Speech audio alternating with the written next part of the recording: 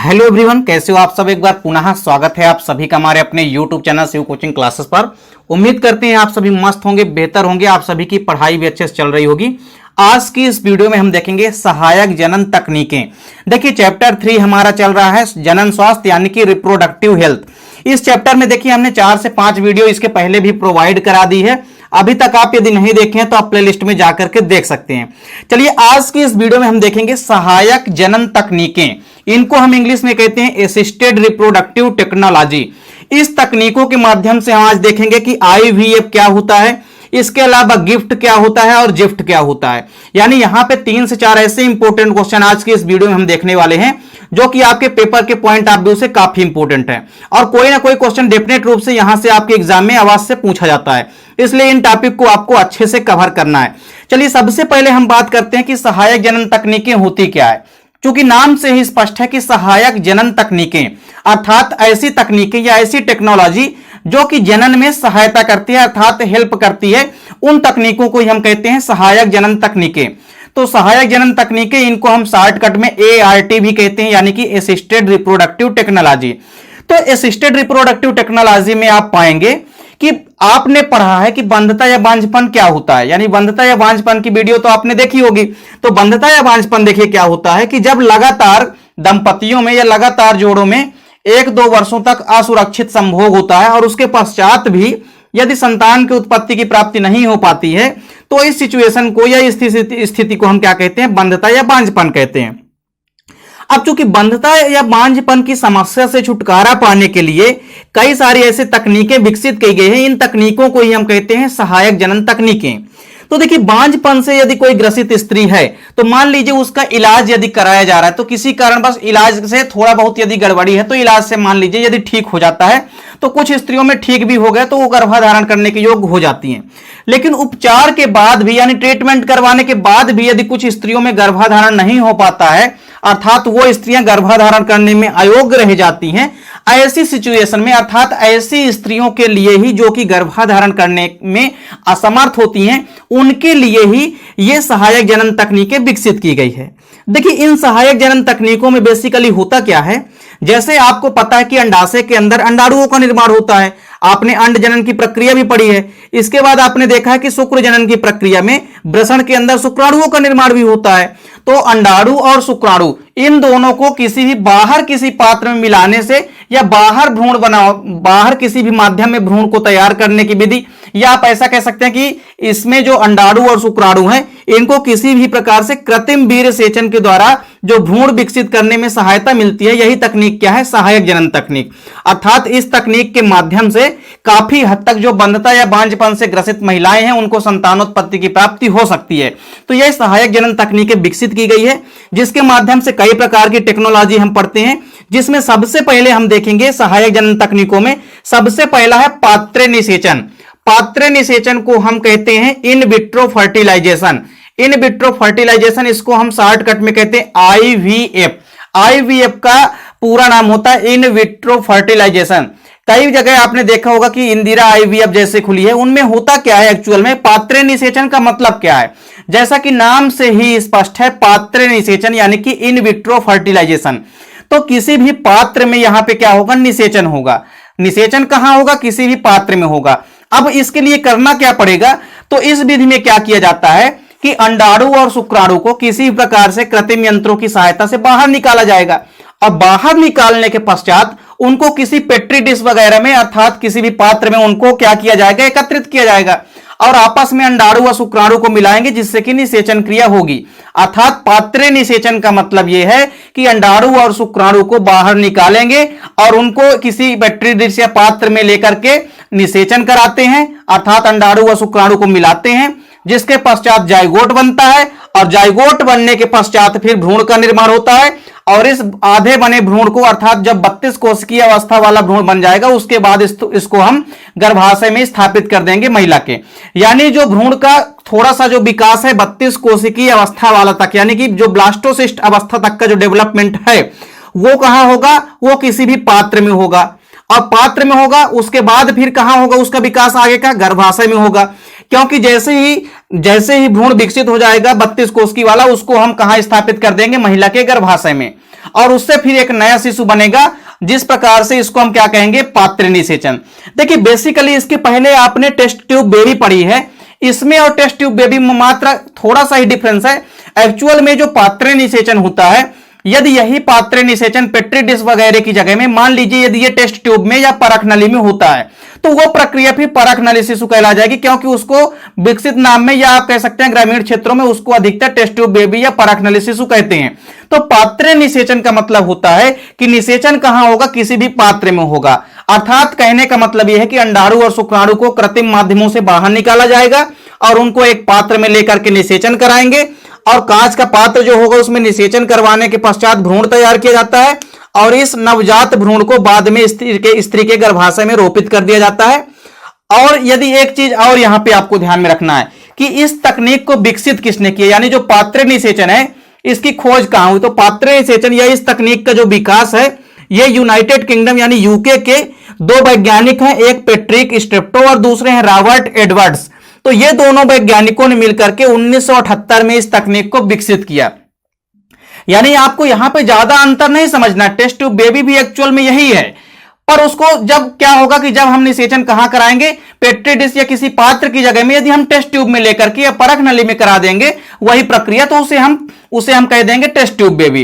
तो पात्र निषेचन, उम्मीद करता हूं कि आपको समझ में आ गया होगा। पात्र निषेचन में क्या किया जाता है, अंडाणु और शुक्राणु को कृत्रिम यंत्रों के माध्यम से बाहर निकाला जाता है, मेल और फीमेल से, और उनको किसी पात्र में एकत्रित करके निषेचन कराते हैं। निषेचन के पश्चात जाइगोट बनता है और फिर जाइगोट से भ्रूण बनने लगता है, और इस नवजात भ्रूण को बाद में स्त्री के गर्भाशय में स्थापित कर दिया जाता है, जहां पर उसके अगला विकास यानी उसके आगे का विकास होता है, और इस प्रकार से शिशु का निर्माण होता है, जिसे कि हम टेस्ट ट्यूब बेबी कहेंगे, या कि हम पात्र निषेचन या आईवीएफ कहेंगे, इन विट्रो फर्टिलाइजेशन। क्योंकि फर्टिलाइजेशन कहां हुआ है, पात्र में हुआ है, इसलिए इसको हम कहेंगे इन विट्रो फर्टिलाइजेशन। दूसरा क्वेश्चन जो कि अक्सर आपके एग्जाम में पूछा जाता है, सबसे पहले तो इसका फुल फॉर्म आपसे पूछा जाता है। देखिए एक क्वेश्चन आता है ZIFT यानी जिफ्ट का पूरा नाम आपसे पूछा जाता है। तो सबसे पहले तो जेड फार होता है जाइगोट, आपको जाइगोट स्टार्टिंग वर्ड याद रखना है। तो गिफ्ट और जिफ्ट में बस थोड़ा सा ही अंतर है स्टार्टिंग वर्ड का। तो जिफ्ट में क्या होगा, हो जाएगा स्टार्टिंग में जिफ्ट फार, जेड फार यहां पे हो जाएगा जाइगोट, और गिफ्ट में क्या हो जाएगा, गिफ्ट फार यहां पे जी फार हो जाएगा गैमीट। तो जाइगोट इंट्राफैलोपियन ट्रांसफर ये होता है जिफ्ट का पूरा नाम। तो ZIFT जिफ्ट का पूरा नाम होता है जाइगोट इंट्राफैलोपियन ट्रांसफर। तो सबसे पहले समझते हैं कि जिफ्ट क्या होता है, और जिफ्ट की तकनीक के माध्यम से किस प्रकार से बच्चे को विकसित किया जा सकता है, अर्थात किस प्रकार से भ्रूण को विकसित किया जा सकता है। अब देखिए जिफ्ट की यदि हम बात करते हैं तो इस विधि में भी क्या किया जाता है, कृत्रिम निषेचन द्वारा एक सुविकसित, यहां पे आप कह सकते हैं कि सुविकसित युग्मनज यानी कि जाइगोट को एकत्रित किया जाता है, और उस जाइगोट को एक दिन पश्चात स्त्री की फैलोपियन नलिका में स्थानांतरित करवा दिया जाता है और फिर गर्भाधारण करवाया जाता है। अर्थात आप यह समझ सकते हैं कि जैसे मान लीजिए किसी भी प्रकार से कृत्रिम यंत्रों के माध्यम से शुक्राणु और अंडाणु को बाहर निकाला गया और उनको बाहर कहीं पे निषेचन कराया गया किसी भी माध्यम में, और बाहर उनको निषेचन करवाने के पश्चात जैसे ही जाइगोट बना, तो जाइगोट बनने के एक दिन के बाद, जाइगोट जैसे ही बनेगा उसके एक दिन के बाद उस जाइगोट को कहां स्थापित करवा देंगे, अंडवाहिनी नलिका में यानी कि फैलोपियन ट्यूब में स्थानांतरित करा दिया जाता है। जैसा कि नाम से स्पष्ट है, आप देख सकते हैं कि जाइगोट मतलब जाइगोट को, और इंट्राफैलोपियन मतलब फैलोपियन ट्यूब के अंदर, ट्रांसफर का मतलब होता है कि स्थानांतरित करा दिया जाएगा। तो जब जाइगोट बन जाएगा उसके बाद जाइगोट को कहां स्थानांतरित करा दिया जाए, यदि इंट्राफैलोपियन यानी फैलोपियन ट्यूब के यदि अंदर स्थापित करवा देते हैं तो इस प्रक्रिया को हम क्या कहेंगे, जिफ्ट कहेंगे। तो जिफ्ट का पूरा नाम से ही आप समझ सकते हैं कि जिफ्ट है क्या। तो जिफ्ट का पूरा नाम होता है जाइगोट इंट्राफैलोपियन ट्रांसफर। इसका मतलब यह है कि कृत्रिम यंत्रों के माध्यम से शुक्राणु और अंडाणु को बाहर निकाला जाएगा, और बाहर निकालने के पश्चात उनको कहीं पे निषेचन कराएंगे बाहर किसी भी माध्यम में, और निषेचन करवाने के पश्चात जब जाइगोट बन जाएगा, उस जाइगोट बनने के एक दिन के बाद यानी जाइगोट जब बन जाएगा उसके एक दिन बाद उस जाइगोट को कहां स्थापित कर दिया जाता है, स्थानांतरित कर दिया जाता है, अंडवाहिनी नलिका यानी कि फैलोपियन ट्यूब में स्थानांतरित करवा दिया जाता है, और फिर वहां पे गर्भाधारण होता है और फिर इस प्रकार शिशु बन जाते हैं।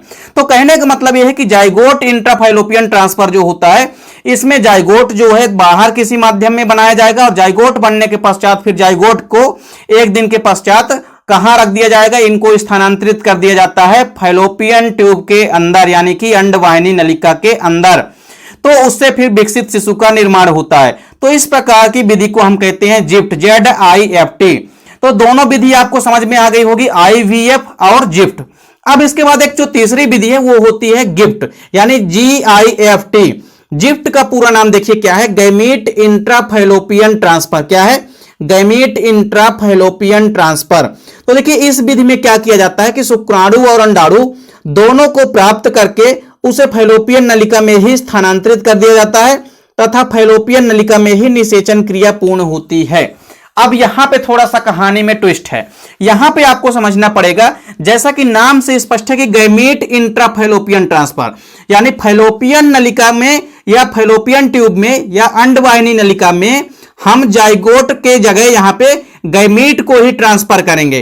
कहने का मतलब यह है कि नर व मादा से कृत्रिम यंत्रों के माध्यम से हम क्या करेंगे, वीर्य को कृत्रिम यंत्रों के माध्यम से आप क्या करेंगे, शुक्राणु और अंडाणु को बाहर निकालेंगे, यानी मेल गैमीट और फीमेल गैमीट को आप बाहर निकालेंगे। और बाहर निकालने के बाद आप क्या करेंगे कि इन दोनों गैमीट को बाहर मिलाएंगे नहीं, बल्कि बाहर निकालने के पश्चात फिर से इन दोनों गैमीटों को कहां डाल देंगे, किसी भी प्रकार से कृत्रिम यंत्रों के माध्यम से अंडवाहिनी नलिका में डाल देंगे, यानी ट्रांसफर कर देंगे। और फिर निषेचन कहां पे होगा, अंडवाहिनी नलिका यानी कि फैलोपियन ट्यूब में ही होगा। तो गिफ्ट में आपको याद रखना है, गिफ्ट में निषेचन कहां होता है, निषेचन बाहर किसी भी पात्र या माध्यम में नहीं होता है। गैमीट इंट्राफैलोपियन ट्रांसफर में आपको याद रखना है कि निषेचन जो होता है वो फैलोपियन नलिका में ही होता है। लेकिन शुक्राणु और अंडाणु की मान लीजिए यदि कमी हो जाती है तो इस स्थिति में क्या करते हैं कि इनको बाहर निकाल लिया जाता है गैमेट को, और फिर दोनों को कहां डाल दिया जाता है, अंडवाहिनी नलिका में फिर मिला दिया जाता है, वहां फिर निषेचन कराया जाता है। तो तीनों विधि उम्मीद करता हूं कि आपको यहां पे समझ में आ गई होगी। सबसे पहले आपने देखा कि IVF में क्या होता है, इन विट्रो फर्टिलाइजेशन में शुक्राणु और अंडाणु को कृत्रिम माध्यम में बाहर निकालते हैं और उनको एक पात्र में ले जाकर के निषेचन कराते हैं, और निषेचन के पश्चात जाइगोट बनता है, जाइगोट से फिर भ्रूण बनता है। तो उस विकसित भ्रूण को, उस नवजात भ्रूण को कहां स्थापित कर दिया जाता है, फिर गर्भाशय में स्थापित कर दिया जाता है, और फिर भ्रूण का अगला विकास गर्भाशय में होता है, और इस प्रकार एक शिशु का निर्माण होता है जिसे हम पात्र निषेचन कहेंगे। वहीं जाइगोट इंट्राफैलोपियन ट्रांसफर का मतलब क्या होता है कि जाइगोट जो है, जाइगोट बाहर बनेगा किसी भी प्रकार से पात्र में, या पात्र की जगह आप ये कह सकते हैं कि किसी प्रकार से माध्यम में। तो जाइगोट जो है बाहर बनाएंगे। तो आपको यहां पे याद रखना है कि शुक्राणु और अंडाणु इनको बाहर किसी भी माध्यम में क्या कराएंगे, निषेचन कराएंगे, और निषेचन के पश्चात जब जाइगोट बन जाएगा तो जाइगोट को कहां स्थापित कर देंगे, उस जाइगोट को स्थापित कर देंगे एक दिन के पश्चात फैलोपियन ट्यूब में, यानी कि अंडवाहिनी नलिका में। और इस प्रकार से आप समझ सकते हैं कि फैलोपियन ट्यूब में जब जाएगी तो वहां पे क्या होगा, उसके आगे का विकास होगा, और फिर वो गर्भाशय में जाकर के भ्रूण स्थापित हो जाएगा। यानी कहने का मतलब यह है कि जाइगोट बनने तक की अवस्था बाहर होगी, उसके पश्चात जाइगोट को कहां स्थानांतरित कर दिया जाएगा, इंट्राफैलोपियन यानी फैलोपियन ट्यूब के अंदर। तो इस विधि को हम कहेंगे जाइगोट इंट्राफैलोपियन ट्रांसफर। जबकि गैमीट इंट्राफैलोपियन ट्रांसफर में क्या होता है कि गैमीट को बाहर निकालेंगे कृत्रिम यंत्रों के माध्यम से, फिर उन गैमीट को पुनः किसी भी यंत्र के माध्यम से कहां स्थापित कर देंगे, अंडवाहिनी में छोड़ देंगे, जहां पे निषेचन होगा, और फिर उससे एक विकसित भ्रूण का निर्माण धीरे धीरे वो प्रोसेस कंप्लीट होगी। और इस प्रकार से ये जो प्रक्रिया है इसको हम कहेंगे गिफ्ट। तो यहां पे तीन की तीनों विधियां हैं जो कि उम्मीद करता हूं आपको समझ में आ गई होगी। वीडियो अच्छी लगे तो लाइक और कमेंट जरूर कीजिए, साथ ही साथ दोस्तों के बीच ज्यादा से ज्यादा वीडियो को शेयर कीजिए।